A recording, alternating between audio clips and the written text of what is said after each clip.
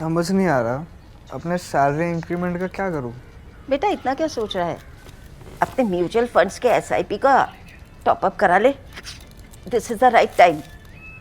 क्या समझ में नहीं आया। बेटा इतना क्या सोच रहा है, अपने म्यूचुअल फंड्स का एसआईपी टॉपअप करा ले। This is the right time. अब समझा।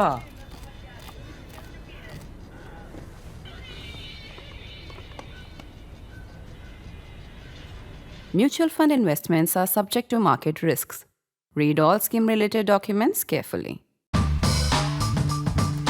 The storied lunch in one of the cabinet rooms of White House, closed-door lunch, where President Trump hosted Field Marshal Syed Asim Munir. In fact, only the second Field Marshal Trump would have met probably as president because he most likely met Abdul Fattah al-Sisi of Egypt, for sure, because he became Field Marshal in 2014. Now he meets his second Field Marshal, though he isn't the president of his country yet, at least not formally yet. However, it's also the first time a US president is hosting a serving Pakistani chief who isn't president and a dictator as well. This one might be a dictator, but not a president as yet. This lunch ended on Friday afternoon. I will tell you first of all why this is significant and how this is also not significant, because that depends on the geography in which you are sitting. If you are sitting in the subcontinent, it is very significant because besides the fact that it is the first Pakistani contact at this level with the American side in almost 5 years, 4 Biden years, Biden never even exchanged a phone call with any Pakistani Prime Minister. He did not speak with anybody, so Pakistanis were really cut off from the system. Understandably, the Pakistanis also felt abandoned. For them now to have a connection at the highest level is a very big deal. That's why it is important in Pakistan, super important in Pakistan. Asim Munir has met the president, has had this lunch. He's also been taken around the Pentagon. He's been taken to State Department. He's been taken to the Central Command headquarters in Florida as well. In India, it is important because for the same reason that now Pakistanis have a direct contact and a relationship with the Americans after such a long time. We as in the Indian establishment, India thought, public opinion also believed that Pakistan had now been isolated. Pakistan was now being seen as a rogue state, acknowledged as a failed state, and the Americans had de-hyphenated their own minds from Pakistan. So that forget our concern about India and Pakistan being hyphenated and the need to be dehyphenated. The hyphenation between US and Pakistan is now back. Pakistan would think they are back to their glory days when they were hyphenated with both America and China. So Pakistan was in the middle, America on the right, China on the left. I'm just saying that notionally. At the same time, and today, Russia is so dependent on China and so weakened that India's balancing power of that earlier era when Pakistan had both China and America with them, India's balancing power of that era is weaker than even a pale shadow of its old Soviet self. We've been seeing signs of this. We noted this in an earlier episode of Cut the Clutter when we talked about how Pakistanis used the crypto business and the fact that Trump's family was so involved in the crypto business and was making so much money. In the same situation, in the same mix, Steve Witkoff, Trump's friend and his special envoy to the Middle East and God knows to where else, definitely to Putin, his son got involved in crypto, in a big crypto business. In fact, he set up a big crypto company, his son Zach.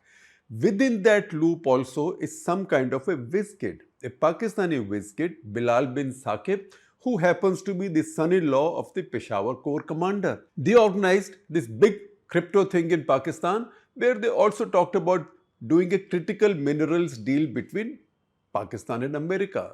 To me, that looks like some kind of a red herring or some kind of a cover because where minerals might be found in Pakistan. If they are prospected, it's going to be very difficult to exploit them. It will take years and years and years. And if at all those are found, the Chinese who have their CPEC passing through that region, they are not going to sit by quietly and see the Americans take advantage of it. So that in any case is very distant, will not happen in Trump's tenure in any case. So that's a bit of a lark, I think. However, all of this was done at such a level that everybody who matters in Pakistan, particularly the army chief and everybody who might even not matter so much, I'm sorry to say that, for example, the Prime Minister of Pakistan, they all patronized this group, and there was a big party in the fort in Lahore and celebration in Shalimar Garden with live entertainment, fireworks, etc., etc. So the Pakistanis laid it out as only the Pakistanis can lay it out, particularly to Americans. That is something that we had taken notice of in that episode of Cut the Clutter, of which I will share a link again with you. This is now a consummation of that process because Pakistanis also, as Trump came back, they immediately hired a very effective loyalist, a Trump associated financier who's connected in the Trump establishment and quickly pulled many strings. But crypto it is, crypto and the promise of critical minerals, because Trump just likes the idea of a deal, any deal that he can get done. Trump likes something to boast about, plus if it brings benefit for his family, better still. And it's on that promise that the Pakistani establishment inveigled its way into the Trump White House. That's a big deal for the subcontinent. Now, two things have happened and these are very important to know. Number one, what does it mean for Pakistan politics? So, look at the people attending this lunch on the Pakistani side. On the American side, there is the president, there is his Secretary of State Marco Rubio, who also serves as National Security Advisor, and there is Steve Witkoff. Steve Witkoff, whose son Zach, we told you, is now running this big crypto enterprise in which he has already raised almost $600 million. When I recorded the last Cut the Clutter, I had made a slip of the tongue. I had said billion in place of million. So no, not billion, not B-I-L-L-I-O-N, but million, M-I-L-L-I-O-N. So 600 million plus is already a very large amount. He is in business with the Pakistanis. Zach is in this business with Pakistanis, with the son-in-law of a Pakistani general who has a key position in Zach's enterprise now. And by the way, Zach is a friend of Donald Trump's son, Don Jr., and he has named his newborn Don as well, after his best friend, Don Jr. Who else? This is an involved story with both Trumpian and Pakistani elite characteristics. With Asim Munir, on the other hand, there is no foreign minister attending this lunch. There is no defense minister. He has a home minister, but not inside, he's outside, and I will tell you more about him. I'll take a detour and tell you more about him. He has his national security advisor with him, Lieutenant General Asim Malik, who was given the dual charge as NSA in the run-up to or in the wake of Operation Sindoor after Pahalgam, because Pakistanis figured that they needed a counterpart to the Indian NSA in case any back-channel talks had to be carried out at some point. In any case, this was also Asim Munir trying to take full control of the establishment. Lieutenant General Asim Malik, therefore, was there with Asim Munir. There was another very interesting character who's been traveling with Asim Munir to Washington. Some videos show him entering the White House. So he had entered the White House. We've checked this with senior Pakistani journalists as well. He had entered the White House with Asim Munir and Malik, but he definitely did not attend the lunch. He is the Home Minister of Pakistan, so think about it. In this situation, the army chief and his NSA, who's just a lieutenant general, they attend the lunch with President Trump, while their senior cabinet member, the home minister, the interior minister, that's the description they use in Pakistan, he sat outside. I shudder to say this, but please take it in the right spirit. It's a bit like our army chief having lunch with Donald Trump, with Amit Shah sitting outside. But Mohsin Naqvi is no Amit Shah. He's no Amit Shah. He has no political party of his own. He does not have any political clout or political experience. He, however, is a very smart guy. He's a very smart guy. In fact, as we talk, just this morning, he met the FIFA president, Gianni Infantino, in Washington, D.C. He's quite a character, a really quicksilver in the world of politics, power broking, and networking. We need to talk about him a bit more because characters like that can only emerge from Pakistani politics. Once again, this is Mohsin Naqvi, the Interior Minister of Pakistan. The digression I'm taking into this is very deliberate. Now, who is Mohsin Naqvi? He's not that old. Look at his picture. He might look a bit older than he is, but Mohsin Naqvi is just 46 years of age, born in 1978. And he's the Minister of Interior, as I told you, the Home Minister of Pakistan. But also see, that is not the important thing. He could be 26 for all I care. I told you he's 46, but he could be 26 for all I care.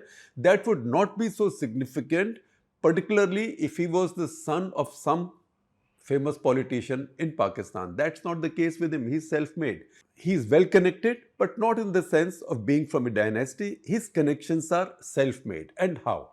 I will just give you a 2-minute brief on him. He was orphaned young and brought up by his maternal uncle Mama. He was bright, passed out of Government College Lahore and reached Ohio University to study journalism, following which, after he got his journalism degree, he started out as an intern, as a trainee with the CNN in the US. And while he was there, the war against terror started. So the CNN had to send more resources, particularly those with local knowledge, into Pakistan. That's how he was sent into Pakistan, somebody with local knowledge, local contacts, who understood local languages, and he was there. And from there he started to rise. He started to rise and he rose to head the South Asia operation of the CNN. He was a great networker. He kept on building his network. He married well as well. I will tell you a bit more about that as we go along. In the process, from being a TV journalist for CNN until 2009, he became a TV channel owner. His mama, the uncle who had brought him up, is now the chairman of his media empire, City Media Group. Naqvi set up one channel, second channel, more channels, ultimately 6 channels.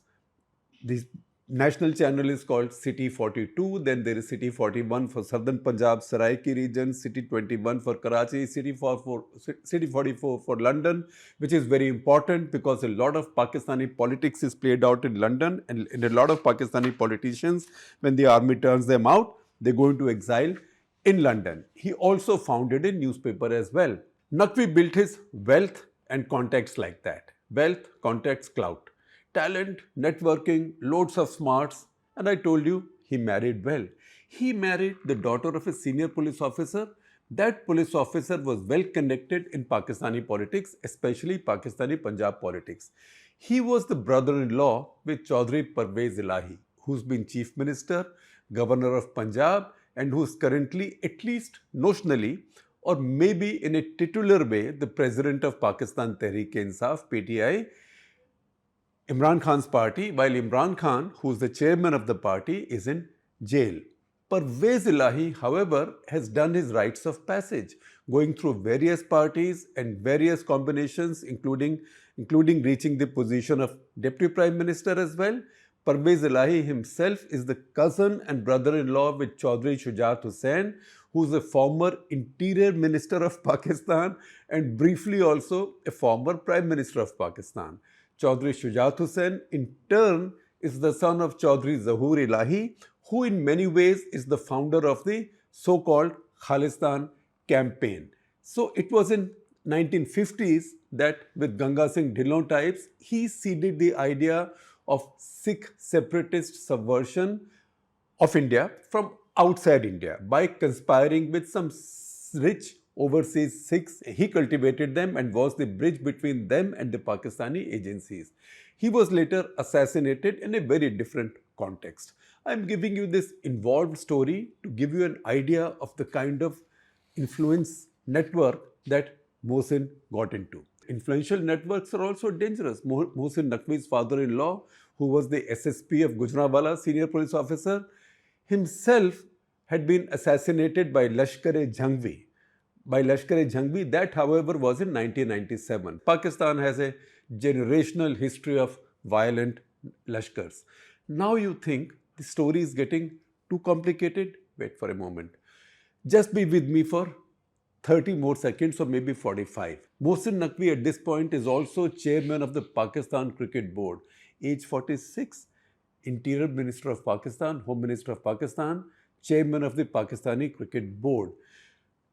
He is also the president of the Asian Cricket Council. Now, in 146-year-old's life history, you can see everything that matters in Pakistan, everything that's colorful in Pakistan. You can see politics, you can see terrorism, you can see feudal connections, you can see army installing people within a government. I will tell you more about that. An army running a government from the outside, but also by having a man inside the government. You also have an assassination, and finally, you also have cricket, besides journalism and the media. Everything in the life of a 46-year-old. So he's the one walking around the White House along with his chief and his NSA as a third member of the Pakistani team in the White House, although not at the lunch. And who now, despite being a top cabinet minister, is sitting outside as his army chief and NSA, a mere lieutenant general, are lunching with Trump. This 146-year-old's life so far and his constant shadow as a hanger-on with his army chief in Washington is an incredible insight into Pakistani power structure and its unique politics. That's why we made this detour. Once again, I know that this was complex and involved. That's why we have a show. We have this show called Cut the Clutter. He also personifies the practice of the Pakistani army controlling the government from outside, but also by having a man inside. Therein lies the story of how Mohsin Naqvi became the interior minister. When this last government came in, Shehbaz Sharif's government came in, this was a selected government because Imran Khan and his party were not allowed to contest. PML Nawaz and PPP were brought together, and also the Islamist parties were together. It was an alliance. So it was as if one coalition was contesting this election against a whole bunch of independents because PTI candidates could not contest on their symbol. Many of them claimed allegiance to PTI but had their own independent symbols. When this government was formed, this army-blessed, Munir-blessed government was formed, suddenly you found this young man called Mohsin Naqvi appointed interior minister. And then there was some tutu meme between all parties in the coalition because everybody said, whose man is he? From which party does he come? Pakistan People's Party said, he's not our man, he must be Pakistan Muslim League. Pakistan Muslim League said, no, he's not my man. Then somebody said, some really bright guy in the middle said, don't worry, he's neither our man nor your man, he's Pindi's man, Rawalpindi's man. That means Pindi means GHQ. So the army had him appointed, General Munir had him appointed Minister of Interior when he had no legislative position. Even though he had no legislative position, he was subsequently elected to the Pakistani Senate where all parties in the ruling coalition voted for him in the Senate. The fact is that he was so much in the power structure already, so linked with the power structure already, that he had been appointed caretaker chief minister of Pakistani Punjab in 2023-24. In Pakistan, there is a system that when a government falls or when a government finishes its full term, which is rare, then until the next election, the state goes under the control of a caretaker government. The state or federal government, the government goes under the control of a caretaker. In fact, to understand this phenomenon, you have to see an interview that Imran Khan gave from jail. He said in that interview that the king is sitting back. The king meaning Munir. He is sitting back because he's got his man inside. And he indicated that Naqvi was the man inside and he was like the viceroy running the government for the king who was sitting back, and Shehbaz Sharif as prime minister had no real power. That may not be that far from truth as well. So this Pindi candidate, Rawalpindi candidate, also was one of the three people from the Pakistani side at this White House outing, though not attending the lunch. Back to the lunch, which also says something about Trump's style. Trump's style is transactional, not just at the national, but also at personal level. He says at the national level, we'll do a trade deal, etc. I understand that, but what kind of a trade deal can you do with a country with which you only have trade of 7 billion? compared to India, with which you have a trade of nearly 200 billion. There is also the Iran connection that we should not miss out on. There is a strong Iran connection, because if you look at the American history, whenever they physically intervene, they send their forces in any territory. They never do it by covering for the risk of their pilots being shot down, their people being lost, taken prisoner, getting wounded. They always have a firm base in a neighboring country and an evacuation plan in place. Turkey will not allow it now, although Turkey is a NATO member, they will not allow it. Iraq is fundamentally a Shia country, so the only country whose land is available to them next to Iran is Pakistan, and that is an important concern for the Americans, for Trump, in case he wants to send his people into Iran. That is the transactional part. So part of the transactional element is also tactical. You can call it strategic. I will call it tactical. It's transactional at the personal level because of the crypto issue. But once again, I told you, Pakistan is such a small economy that their ability to transfer a lot of resources is quite limited. However, all of this is a cause of celebration in Pakistan. I can tell you a little story about this. Hussein Haqqani, the former Pakistani ambassador to Washington, who's also a columnist for us off and on. I wish he would write more often, but he doesn't listen to me. He's also very busy. He mentioned a story, and I think he wrote this in one of the columns he wrote probably for us, of a conversation that he had with Richard Holbrooke. Richard Holbrooke was a senior American diplomat who had been appointed as a special envoy to the AFPAC region. So Richard Holbrooke once asked Hussein Haqqani that, why do you Pakistanis get so excited just because you get a meeting with one of us? And Hussein Haqqani remembers telling Richard Holbrooke, look, you have to understand a Punjabi male metaphor. And Punjabi male metaphor is hasi te fasi. If she smiles at you, that means she's fallen for you, right? That is the stereotype.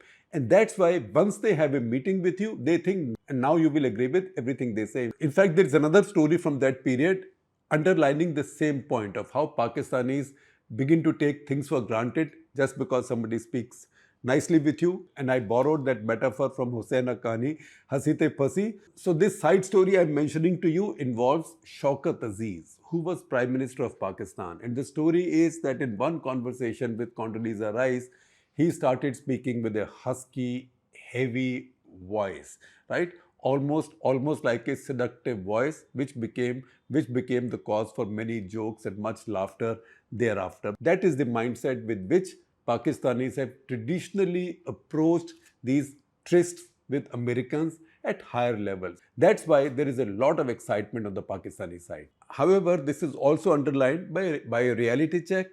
A trade between Pakistan and America of 7 to 10 billion, depending on how you are calculating, compared to 200 billion with India, and $11 billion of exchange reserves in Pakistan compared to nearly 700 billion in India. So you know that the equations are very different. This, as we can see, is a cause for some disappointment and dismay in India. However, I am surprised, and I am very pleasantly surprised, that the reaction on the Indian side has been quite subdued. It's a bit like, okay, you meet whoever you want, eat with whoever you want. This is not what I was expecting. I was expecting a lot of anger, a lot of excitement, our TV channels going crazy over this, that this is a betrayal, etc. But we haven't seen that. On this issue at least, we are not sounding like a jilted lover, which is a very good thing. So I don't know whether it is stoicism that Indian side says, okay, whatever has to happen will happen, or there is an understanding. And if that is the case, that will make me happier that there is a substantive part of the India-US relationship that continues on, because there is a joint statement in February that Modi and Trump signed. That is the substantive aspect. There is 25 years of investment in this relationship. The things that Donald Trump does personally, says personally, the initiatives he takes, the Truth Social posts, the mistakes he makes, that is a phenomenon that everybody has to learn to deal with, particularly America's friends and allies. That India has also learned to deal with. I would see it that way. Now, I told you it's a very big deal in Pakistan. it is a big deal, but not such a big deal in India. India has been sort of a little bit bored with this.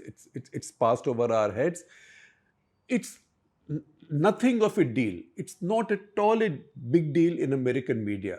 If you Google, or you can go to ChatGPT or Grok or wherever you prefer to go to, you will find almost no coverage of this event in the American media because nobody sees this as a very substantive thing, which is quite a surprise.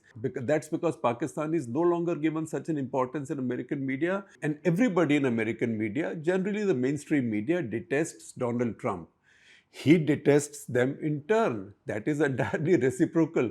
The American media also thinks that Trump and his family are into self-aggrandizement, into making money for themselves, into getting wealthier and wealthier, and they do these deals, and they will keep an eye on these deals for when they become scandals, because that will be their opportunity. Otherwise, Pakistan right now is not so important that American media would write a front page story, forget a front page story, even a 2-column inside page story. In fact, after a lot of searching and Googling, we only found 2 paras mentioned about this lunch in a newsletter from Politico, almost nothing else.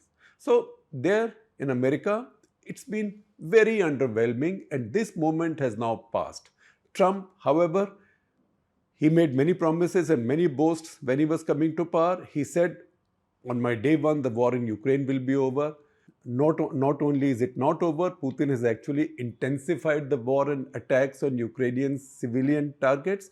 And Putin has joined with Xi Jinping to condemn Israel's attacks on Iran and also to warn the Americans to stay out of this Middle East conflict, right? So that's a big setback for Trump. Then he thought he'll be able to get an easy win on trade with the other big countries. That is still a work in progress. The deal with China is still in the works. With India, arguments are still going on. Looks like it will still take some time. All of Europe is now looking at its options and rebalancing itself. Then if he thought he will get an easy win by getting a nuclear peace deal with Iran, that maybe Netanyahu upstaged. But Netanyahu is his own ally. Instead of Trump getting peace in the Middle East, the war there has gotten worse, because from his previous term, his boast was that he had the Abraham Accord signed and he is a leader of peace and he will bring about peace. Right now, he's got wars all around him, and then he thinks in that process he can get a little credit, at least for India and Pakistan stopping to fire at each other after 87 hours. And then it looks like he tried to conjure up a photo op for himself with Munir and Modi, and that he did not succeed with, because there is also that greed for the Nobel Prize. This is not rumor mongering. This is what the White House spokesperson said, that President Trump decided to host Munir when Munir said that President Trump deserved the Nobel Prize for preventing nuclear war between India and Pakistan. Now that is something that I prevented nuclear war in this subcontinent, is something that he keeps repeating all the time. In fact, now if you count backwards, he said that 16 times. 16 times, and yet if you look at the American media, there is no story on that, because nobody is taking him seriously on this, and that's what he keeps complaining about all the time. Every time he sees the media, he says, did any of you write a story about this? The fact is that India and Pakistan, and American media is also used to it. I mean, India and Pakistan keep having these exchanges every few years. And these end with Pakistanis generally starting to make nuclear noises to try and attract international attention. However, things settle down because Pakistan and India both know that nuclear weapons are not playthings, and they've got a level of deterrence established between them. That is one reason why American media ignored it. And second is that everybody is bored with Trump's boastfulness. That said, we also need to explore the American establishment's track record a little bit. We told you that over the last 5 years or so, almost 5 years, the US establishment, Biden establishment had completely cut off the Pakistanis. Even Trump, before Biden, in his last months was very critical of Pakistan, calling it deceitful and all that. There is one more important factor. In all these years, Pakistan did not have a military ruler, which was Pakistan's disadvantage, sad to say. In fact, the last time a Pakistani general had a meal one-on-one with an American president was General Musharraf in 2006. with President Bush, but Musharraf was then president. He was also taken to Camp David. But even before Musharraf, Zia as president was lionized and hosted and feted. Yahya Khan was president, lionized, hosted, feted. Ayub Khan was president. He was also Field Marshal.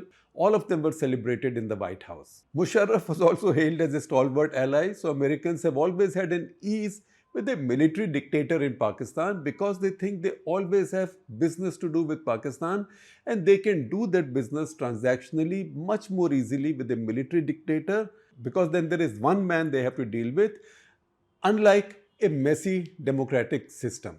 And Asim Munir's arrival in Washington now is once again resuming the same process after almost a 20-year break since the Musharraf visit in 2006. Musharraf began to decline after that. By 2007-8, he was gone. And this despite the fact that Munir is not president, at least not yet, as I said, but he's Field Marshal.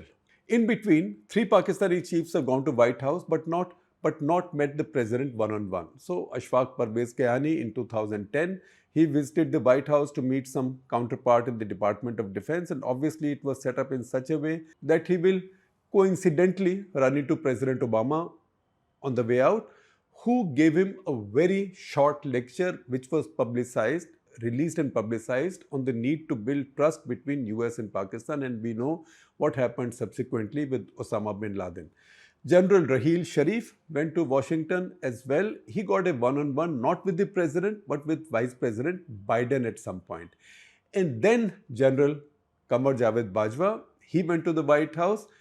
He had a meal with the president, but he was only accompanying Imran Khan, who was the Prime Minister. That meeting had been fixed through Senator Lindsey Graham.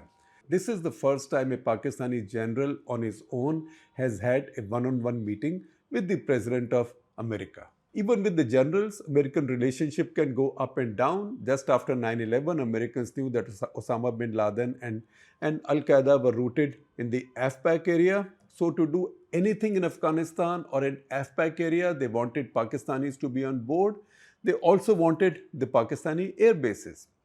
And that's when Pakistan sent a senior general from the ISI who met Richard Armitage, who was the Deputy Secretary of State. And there, Musharraf writes in his memoir later, he also said in an interview the same thing on 60 Minutes program, that Armitage told his general that unless Pakistan cooperates with America, America will bomb Pakistan into the Stone Age. That is something that Armitage denied later, but is widely believed. The other line that emerged from that meeting, which was obviously equally fraught, was the Pakistani general, the ISI general, trying to argue with Armitage that you want cooperation from us, but remember, there is a history to this. History means history of being involved with these terror groups, etc., on behalf of America. And Richard Armitage thumped the table and said, history begins today.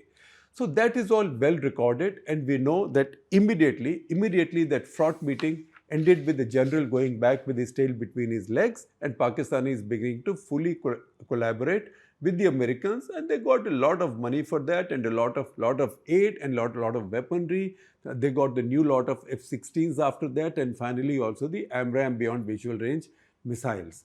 All of those benefits Pakistan got while they kept on double-crossing the Americans at the same time. For the Americans with Pakistan, it's been a kind of relationship of sleeping with the enemy.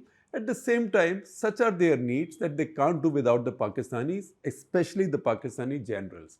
Even now, Pakistan's geostrategic positioning has become important, which it had lost all this while, because Afghanistan was gone, but now Iran has emerged.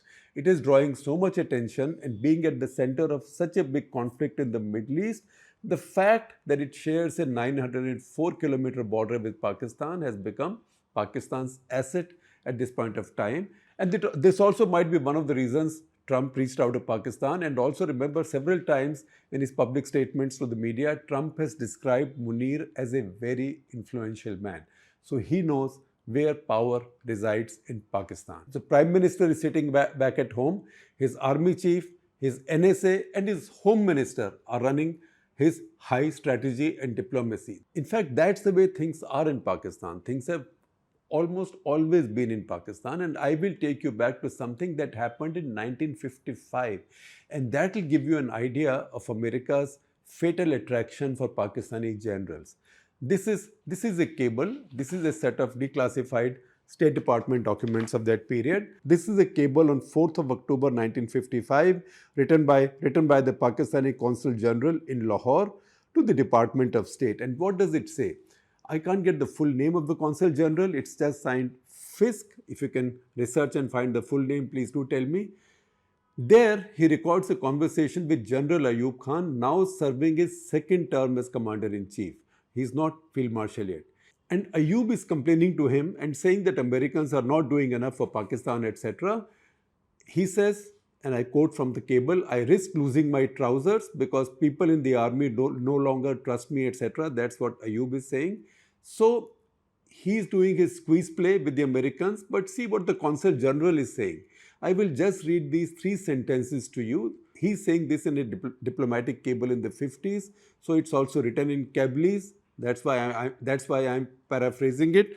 I will also share with you the exact screenshot on your screens. You will see that. The Consul General writes, he's advising the State Department, in my opinion, we should strengthen Ayub's position in Pakistan because apparently he's the only imposing figure which carries trust in the army ranks and also among general public. He then goes on to say that he's rated high. Ayub is rated high for his integrity, giving the general a certificate, and then says that to prevent political setbacks to the USA, I request 2 measures. Number 1, the embassy urge high-level review to the extent of our military aid to Pakistan. And number 2, the department, that is the Department of State, may be requested to consider having Assistant Secretary Allen extend his trip to reassure Ayub that his bitter and deep disillusionment is ill-founded. So this is an example of the Americans talent hunting a Pakistani general before he's taken over power. This little slice of history also tells you the special relationship and the special affection that the American establishment has traditionally had for the Pakistani generals. Asim Munir is just the latest in the line.